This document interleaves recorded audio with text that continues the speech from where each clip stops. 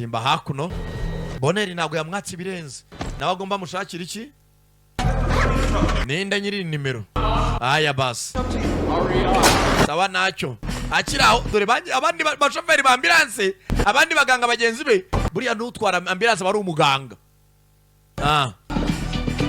muganga mugenzi we aza hakuno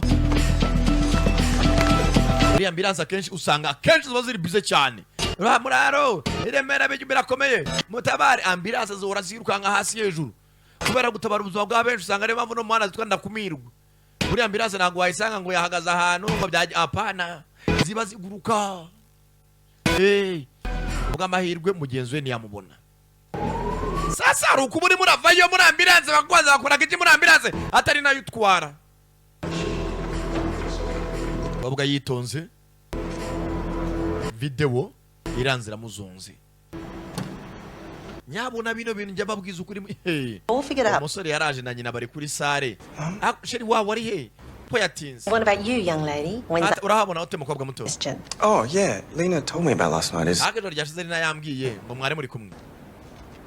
Hata dore yazanye na Tesi nako Lena yabesha umugabo ko ari na Tesi ryashize kandi yaragiye gura na Dani ku ishansi. I'm so sorry. Ataravuga bakiraho babona Lena ziramuzanye. Abuze gato Kane yaramuvumbuye. Lena arabuze byo yisobanura. Yewe muze twandi dutembera isare. The rest of the tables in A. Amatabura zabari hano. Tabure n'umunane zikenewe imbere. Well, ni mama w'umusore rwose. Cyo rabona utemba. Big. Mana ni heza rwose ni hanini. There is a 60th on standby, so we can't drag our feet. Ati rwose tugomba kwafatirana mbere yuko bazamura n'ibiciro. Murabyumva mute? Can we look around first? Wareka tukanze twatembera mama. Ni nyirabukwe. It's nice. Nsheri nyano atari heza. Ani heza ariko. Plus it's mates rights.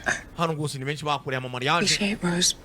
Fa gushimire ga. Everything I just. Ibintu by'ama Rose arimo arashaka impamvu zatuma atiyongera agacomoka. Well, what does then? Hasa sheri ufite kibazo. Fancy, too beachy, too gardeny, not gardeny enough. Uri muravuga ngo jardin no yangwa ntago ari kuri beach. Uri murashaka impamvu zidafatika. I just want to marry you, Lena. Lena ndashaka kugukubita igikwe. Okay, where it is. Ndashaka rwose sinitaye kubindi. Why in such a rush all of a sudden? Ntabwo seri uri hutishwa niki? Because we've done this before. Nje ntabwo ndakora ubukwe kuvana mbere. Ndashaka dukore igikwe. The venues, the bloody cakes. Akeke tumenya aho tuzigura byose tubipange tubishyire ku murongo. That's not my fault.